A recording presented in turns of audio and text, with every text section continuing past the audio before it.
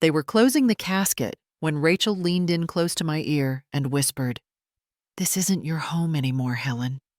You should leave by next week." I was still holding the funeral program in my hand, my fingers clenched around it reflexively without even realizing it. The edge of the paper crumpled. I didn't turn to look at her. I didn't say a word. I just sat there frozen, pretending I hadn't heard anything, while the priest continued talking about peace, about closure, about going to eternal rest. But how could I think about peace when my only child was lying in a casket in front of me, and the woman he called his wife was already planning to kick me out of the house I helped pay for Ethan? My son, 34 years old, healthy, a software engineer in Charlotte, North Carolina. One Saturday morning, he didn't wake up. A stroke in his sleep. The death certificate said hypertrophic cardiomyopathy. I had to read that phrase 10 times just to understand that it meant his heart had enlarged and stopped beating. No warnings, no symptoms, no goodbyes. I didn't even know he'd ever felt tired. And now I was sitting alone in the front row, gripping a piece of paper like it was the last thing left of him. Meanwhile, Rachel, in her fitted black dress hair, pinned high, not a tear out of place, was playing the perfect widow, accepting condolences from both sides of the family, like she was receiving an award at a ceremony. A woman sitting behind me whispered, "She's been so strong. Losing a husband at her age, unimaginable." I wanted to laugh, but all I felt was a burning tightness in my chest. They didn't know. Nobody knew. No one saw how Rachel would interrupt me whenever I mentioned Ethan. No one noticed the cold look she gave me in the hospital, like I was just some stranger in the way. After the service, I quietly followed everyone to the reception area behind the church. I kept my distance, but Rachel made sure to walk her grandmother to the car, in full view of the guests, while I stood alone by the door, no one offering to hold it open for me. Ethan would never have let that happen. I went home, the house I'd been living in for 6 years, ever since Ethan called and said, "Mom, I want you to move in with us. This house is big. You don't need to rent an apartment anymore. I need you close." That was after Ethan lost his job in Austin, Texas, and Rachel had just started her own business in Charlotte. I sold my old home in Richmond and moved in to help them, contributing over $90,000 toward this house. We bought it together. Ethan and I both had our names on the title. I helped with part of the down payment, and Ethan handled the mortgage. Rachel was cheerful about it at the time, said it would ease the financial pressure. But when I walked back into the house that day, no, the house I had partly paid for everything had changed. The wedding photo of Ethan and Rachel that used to hang by the stairs had been replaced with abstract art. The bookshelf where Ethan kept his Lego spaceship models was gone. The fire department badge collection he'd had since childhood vanished. It all looked cleared out, wiped clean. I walked into my room, the room I'd lived in for over half a decade, and found the sheets changed, the night lamp unplugged. Half of my dresser drawers were empty. My wooden jewelry box was missing. I walked out to the dining area. Rachel was sitting alone with a glass of red wine, her laptop open, like nothing had happened. I tried to stay calm and asked, "Did you move my things?" She glanced at me, set her glass down, and smiled slightly, like she was in a meeting. "I was just organizing. There's a moving company I can call when you're ready." When I asked about my jewelry box, she laughed softly. "Some of it's in the safe. You wouldn't want to lose anything. You know, with people coming and going." I stood there stunned. Ethan had once told me, "If anything ever happens to me, you'll still have a home here, Mom." And now this woman was treating me like a temporary guest, a squatter. I said, "This is still my home." She shrugged. It was his home. I think he'd want us to have space to grieve. Us, I thought. What us is there when I'm the one who lost her only child? She turned back to her laptop, as if the conversation was over. I walked away, not because I was weak, but because I knew I was about to enter a battle where Ethan would no longer be there to protect me. I went into my room and looked under the bed where I kept a document box, but it was gone. In the closet, I saw a bin labeled Mom's Stuff. I stared at that label like it was a printed eviction notice. I didn't cry. I didn't scream. I just stood there, my hand trembling.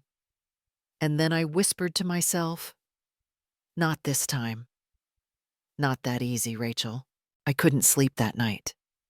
I lay on the bed, now stripped of pillows, the bedside lamp unplugged, the nightstand emptied, and just stared up at the ceiling.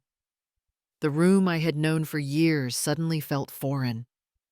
Even the familiar creaking of the AC sounded like it came from somewhere far away. Every time I closed my eyes, I saw Rachel's emotionless gaze as she said, "There's a moving company I can call." I didn't cry, not because I wasn't in pain, but because I had already lived through the deepest kinds of grief, losing my husband, my parents, my old home. I had learned how to keep tears to myself. But this pain wasn't about losing. It was about being dismissed like my existence didn't matter anymore. The next morning, I came down to the kitchen early. Rachel was still asleep. I made myself a cup of tea, opened the cabinet, and looked for the honey Ethan always used. It wasn't there. Instead, there were rows of new spice jars neatly arranged like someone else had moved in and started a new order. I glanced around. Ethan's favorite mug was gone. So was the coffee carafe I gave him last Christmas. I set the teacup down. My hands trembled, not because of the tea, but because I could see it clearly now. She was erasing my son, one item at a time. Ethan used to be a skinny, shy boy with a big heart. When he was little, anytime he had a bad day at school, he'd climb onto the kitchen stool, rest his chin in his hands, and listen as I told him fairy tales. He was my only child, the only one I had left after my husband Mark died of colon cancer when Ethan was just 15. Ethan and I were a team. I taught him how to bake, how to sew a button, and even when he went off to college in Raleigh, we still FaceTimed every Sunday night. Even after he married Rachel, he'd still text me, "Take care of yourself, Mom. You're still my rock." But after the wedding, things slowly changed. Rachel was charming at first. She called me Mom, never missed a birthday, even seemed happy when I moved in. But then came the subtle boundaries. First, she changed the cooking schedule for convenience. Then she rearranged the house to modernize. Then came the comments about not discussing finances with Ethan. I let it go. Because I told myself, as long as Ethan's happy. Ethan hated conflict. He always tried to keep the peace. Whenever I tried to mention how Rachel had grown distant, he'd just smile and say, "Don't overthink it, Mom. She's just tired from work." I didn't blame my son. I just regretted that he never noticed he was being pulled away from me quietly, slowly. Like the bridge between us was being dismantled one plank at a time by silence. I snapped out of my thoughts when Rachel walked into the kitchen, still in her silk robe, oddly alert. "Morning," she said, pulling out a carton of almond milk from the fridge. I nodded in reply. "I'm having a few friends over this week," she said, eyes glued to her phone. Just a little gathering to remember Ethan. A gathering Ethan hadn't even been laid to rest, and she was planning a wine night like it was some kind of celebration. I said nothing. I wasn't about to give her the satisfaction of a reaction. I went back to my room, opened the closet, and reached for the document box I always kept under the old yarn bin. It was gone.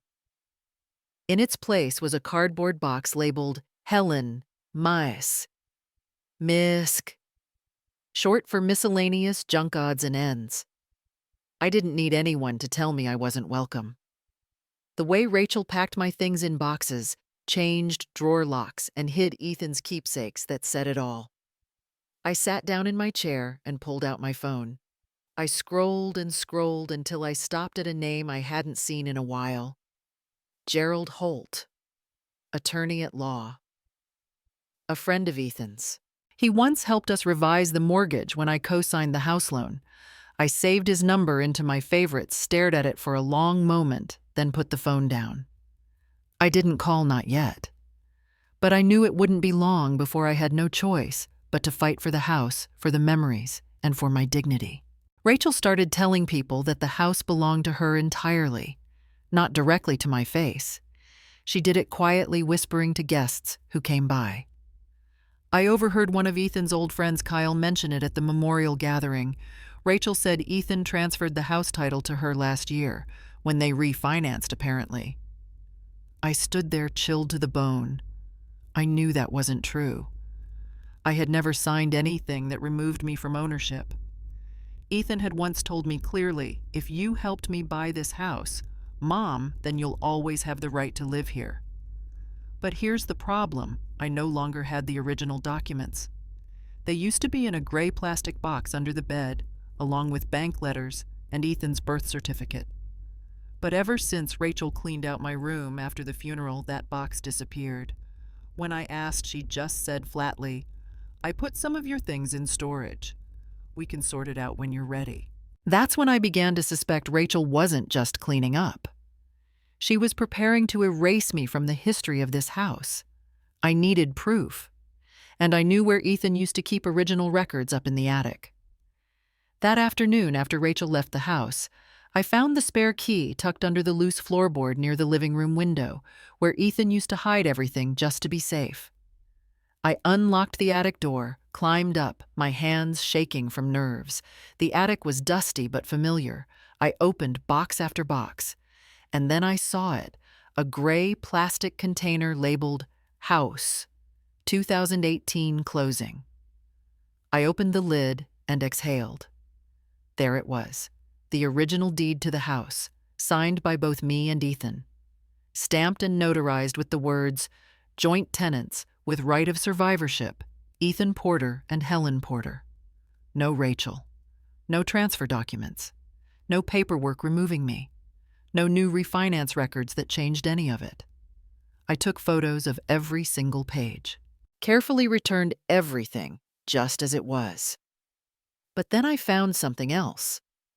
A printed email between Ethan and attorney Holt dated a year ago with the subject line, Clarify refinance impact. Keep deed as is. In Ethan's words, Mom helped me pay the down payment. Her name stays on title no matter what. Rachel and I agreed it's fair. My chest tightened. Not from grief, but from anger. Rachel was trying to spin a story one Ethan had once made sure would protect me. I climbed down from the attic, took photos of everything again, uploaded them to iCloud, and emailed them to attorney Holt with a short message. She's spreading false claims. I have originals. I need to talk. That very night, Holt called back. His voice was deep and steady. If Rachel is claiming ownership without being on any legal documents, and you have the originals, you're holding the upper hand. If she forged anything or is spreading misinformation, we can send a formal legal warning immediately. I thanked him, hung up, and for the first time in days, I didn't feel powerless. I was a co-owner, and I wasn't going to let anyone take that from me in silence.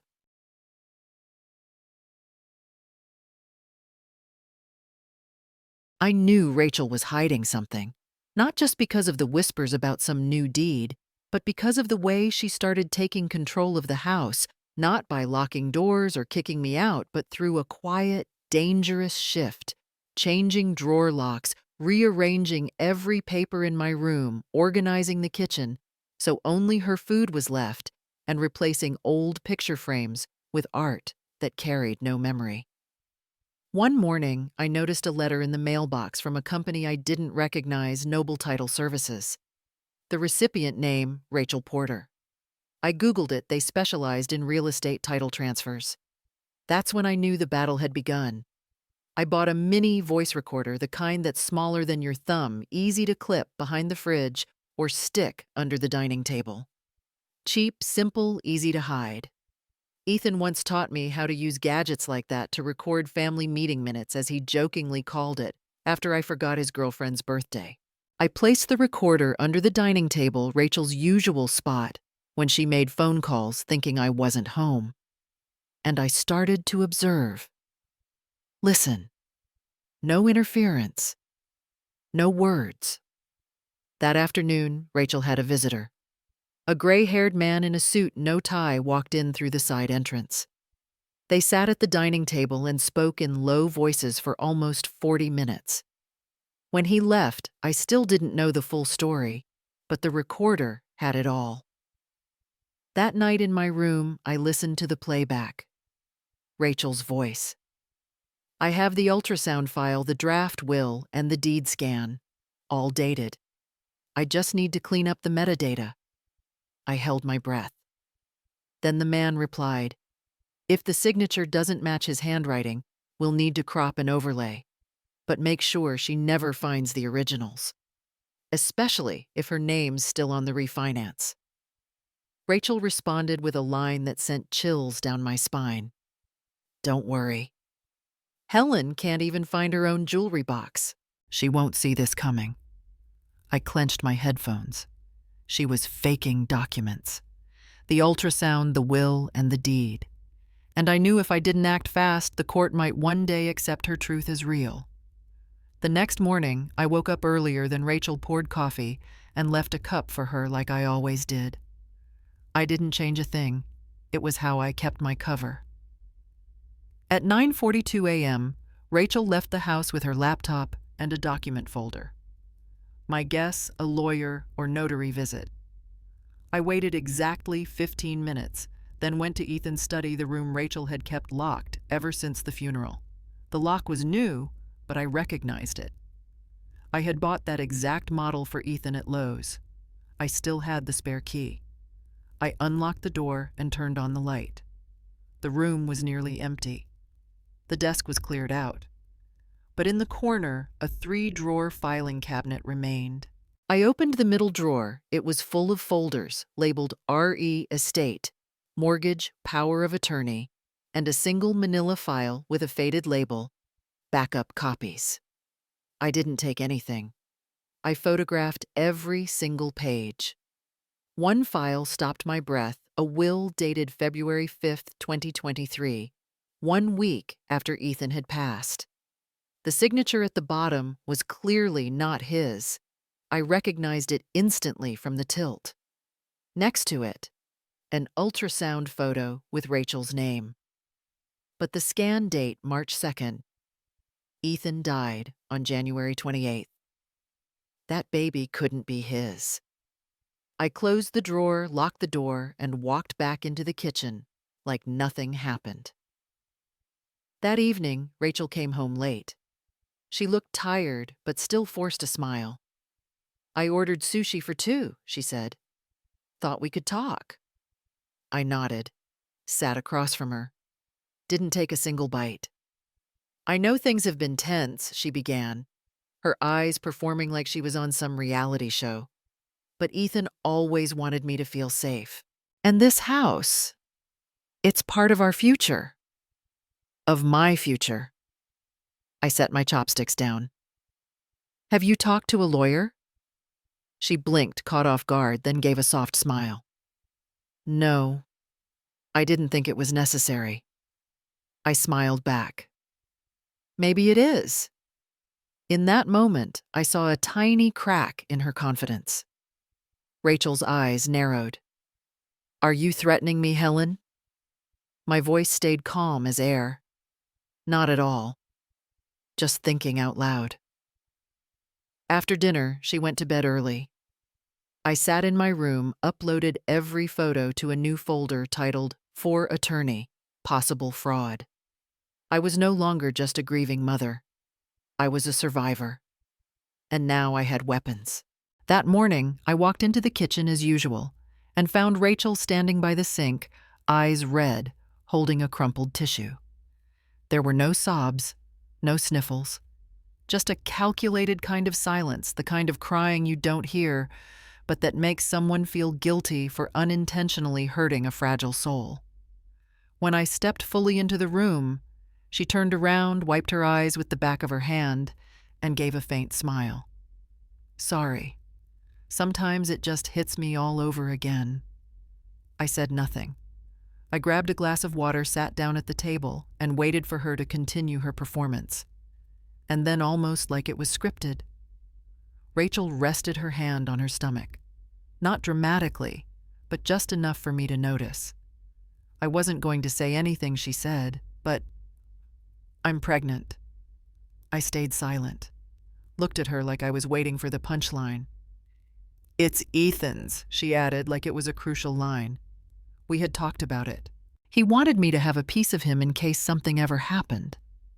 "How far along?" I asked, keeping my voice calm. "About 8 weeks. Maybe 9. I said nothing else.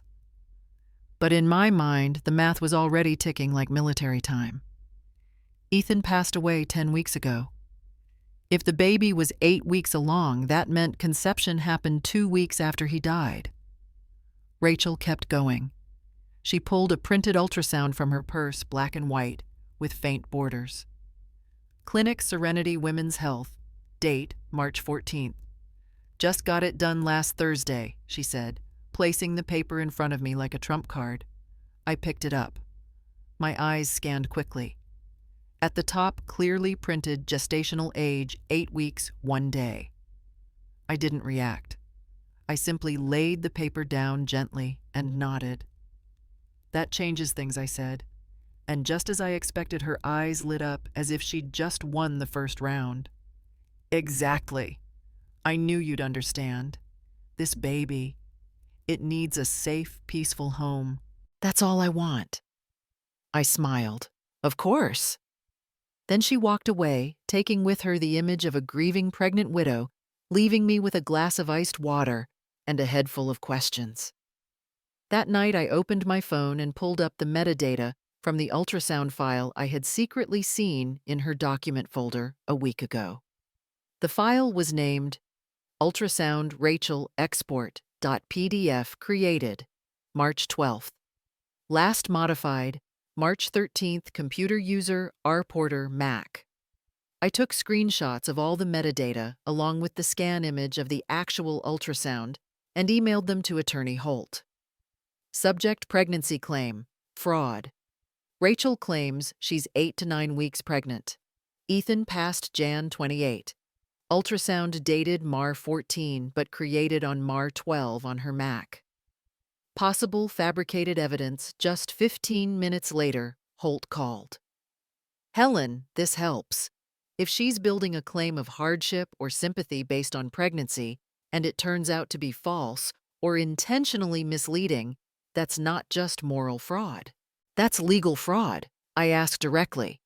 "What if she made it up entirely, like used a donor or faked the whole thing? Then we request medical verification through the court.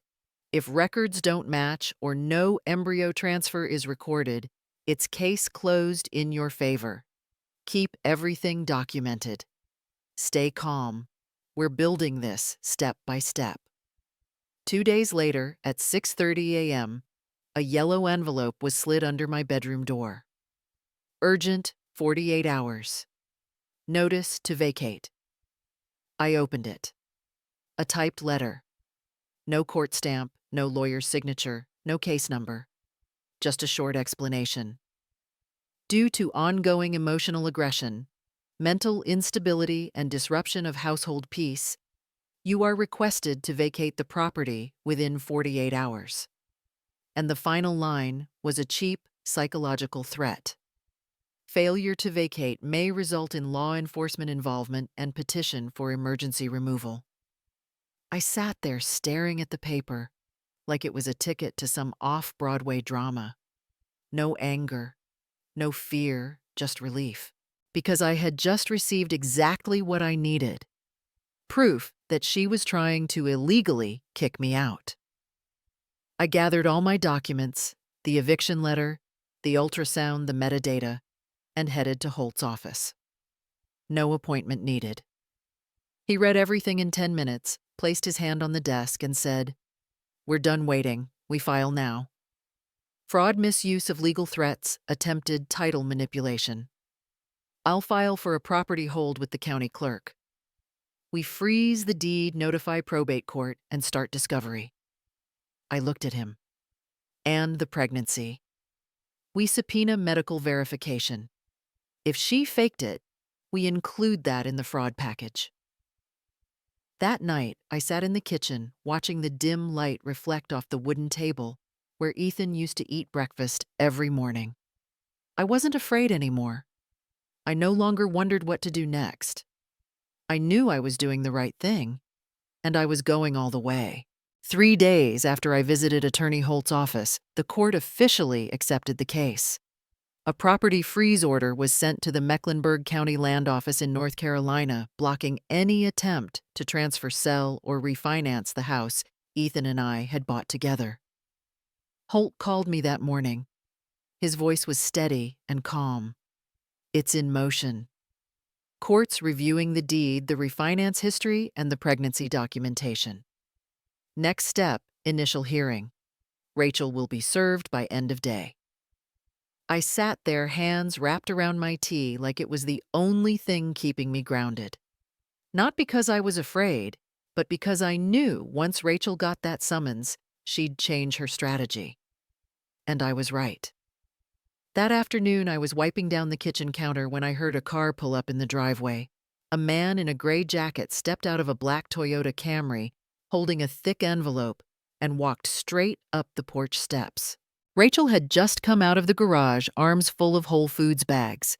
She blinked, then asked, "Can I help you?" The man read aloud. "Rachel Porter." "Yes." He handed her the envelope. "You've been served.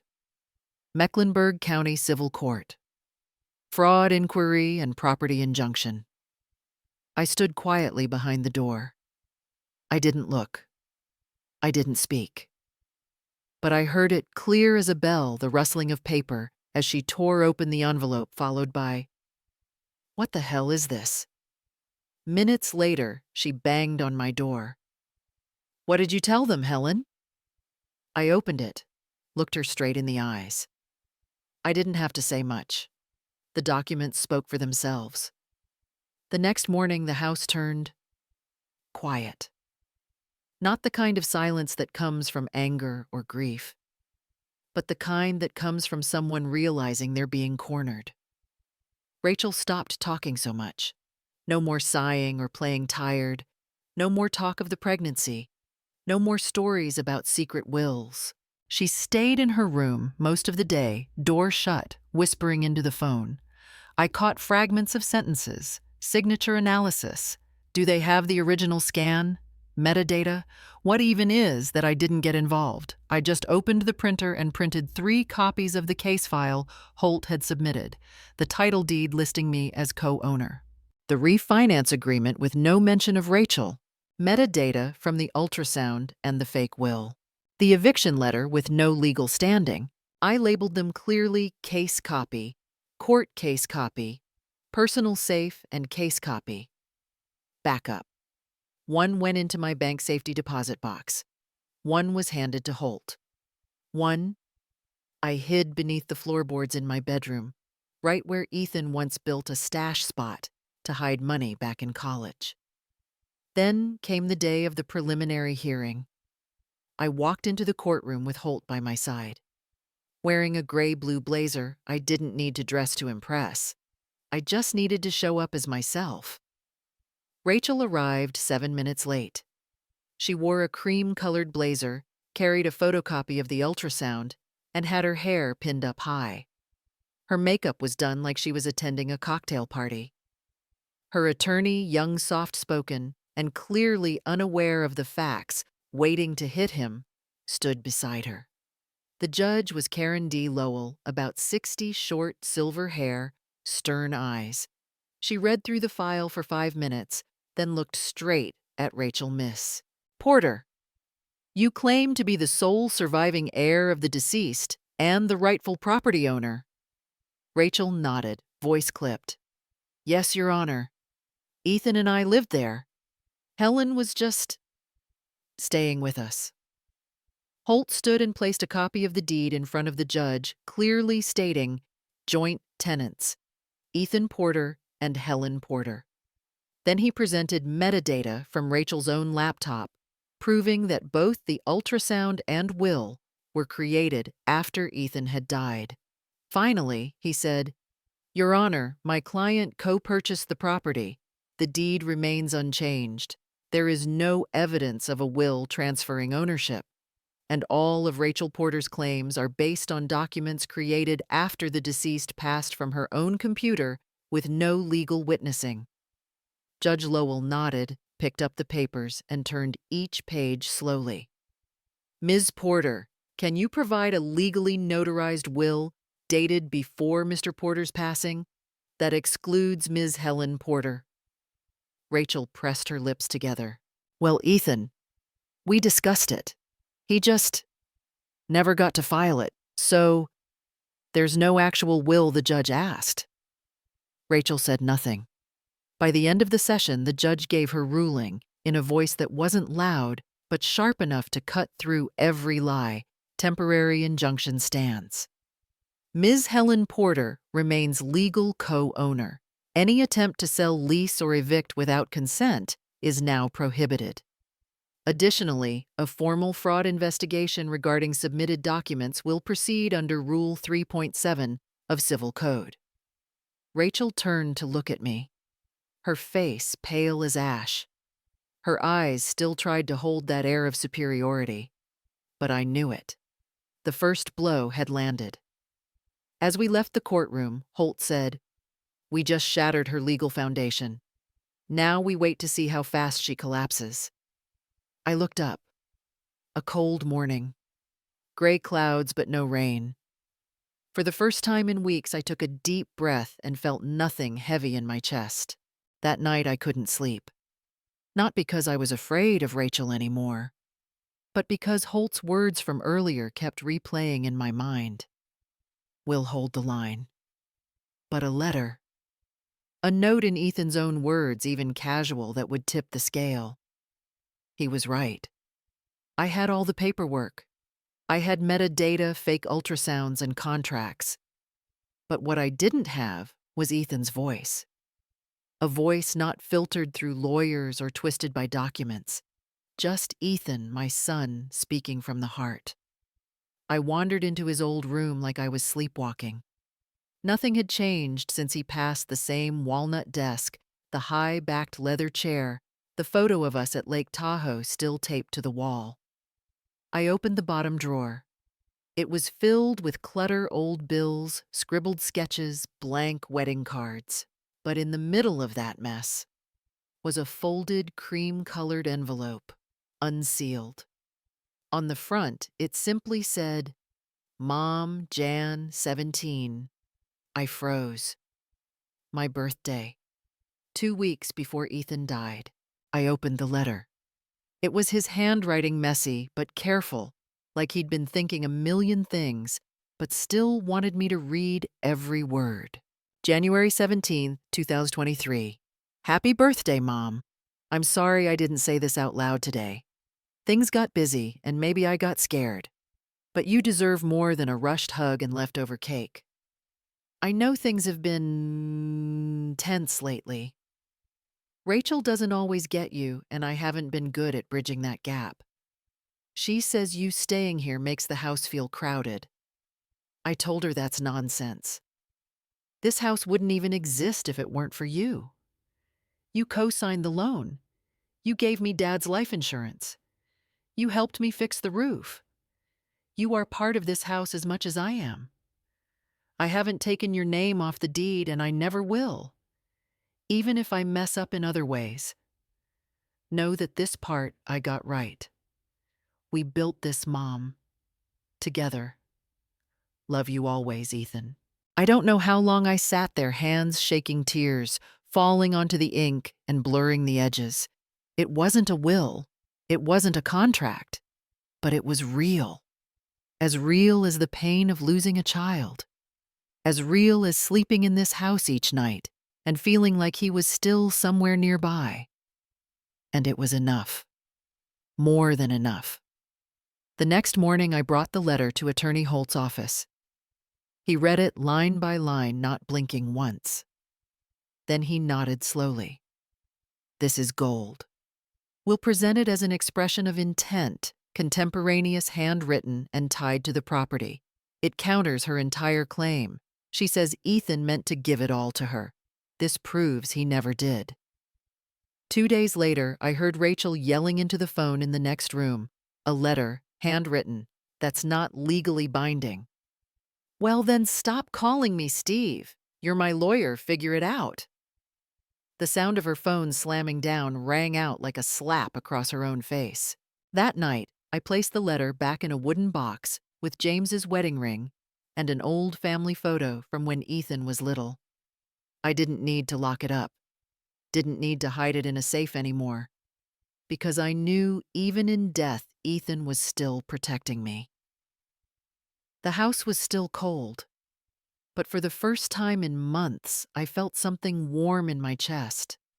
Not because I'd won, but because I had found something far more important than property love and the truth. The final hearing took place on a Thursday morning, just after the rain stopped in Marin County, California. A light mist hovered over the courthouse lawn. I arrived early, holding our final file inside, were Ethan's handwritten letter, legal analysis, falsified documents, and contract tampering evidence Holt had submitted to the court. Attorney Holt sat beside me, adjusting his tie before whispering, "Today, we're not just reclaiming the house, we're restoring the truth." Across the aisle, Rachel entered, black dress lips pressed tight. But unlike her usual confident demeanor this time, she brought 2 criminal defense attorneys, a sign she knew things had spiraled out of control. Judge Henderson walked in, her gaze sharp behind silver-framed glasses. She opened the file, then gave a firm nod to begin. Holt stood first.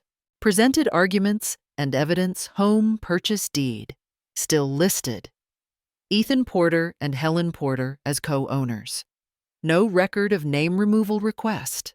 Proof Rachel forged the ultrasound, including original comparison from Canva design software. Printed metadata showing Rachel had downloaded an eviction letter template 2 weeks before Ethan's death. Recorded conversation where Rachel discussed finding a way to prove Helen's not mentally competent to keep the house. And finally, Ethan's handwritten letter written on Helen's birthday, where Ethan clearly stated, "I never intended to remove my mom from ownership. This house is ours, mine and hers." The courtroom fell silent. Rachel stared at the floor, not saying a word. Next came the defense. Rachel's attorney tried to argue the letter isn't a will, it carries no legal weight. But Judge Henderson calmly asked, "And can Ms. Greaves provide any evidence that Ethan ever signed over property rights to her?" "No, Your Honor." Final ruling. Firm and fair. After 20 minutes of deliberation, Judge Henderson returned. Her voice was steady, unwavering. "Based on the record's testimony and evidence presented to this court, I hereby rule Helen Porter is the sole surviving legal co-owner of the property at 482 Linden Creek Road with full rights of control. Rachel Greaves knowingly misrepresented facts, used falsified documents, and committed acts of deception in an attempt to take ownership of property that was not hers. These actions constitute serious civil fraud. The court is referring all materials to the Marin County District Attorney's Office for criminal investigation on charges including document forgery, attempted fraud, and elder coercion. The defendant has 10 days to vacate the premises and is barred from accessing the property or related legal files during the ongoing investigation. This hearing is adjourned. 3 strikes of the gavel echoed through my chest like distant bells, not the sound of victory, but the sound of justice. Rachel stood frozen. No tears, no outbursts, She just stared blankly at the hardwood floor as if she couldn't quite process what had just happened. A woman who once controlled everything in that house, now quietly falling apart in the most public way possible. I stepped out into the hallway. The breeze was light but cold. Holt handed me the stamped court file. "You can breathe now," he said. "The court didn't just return your house. They returned your dignity." That evening, I came home.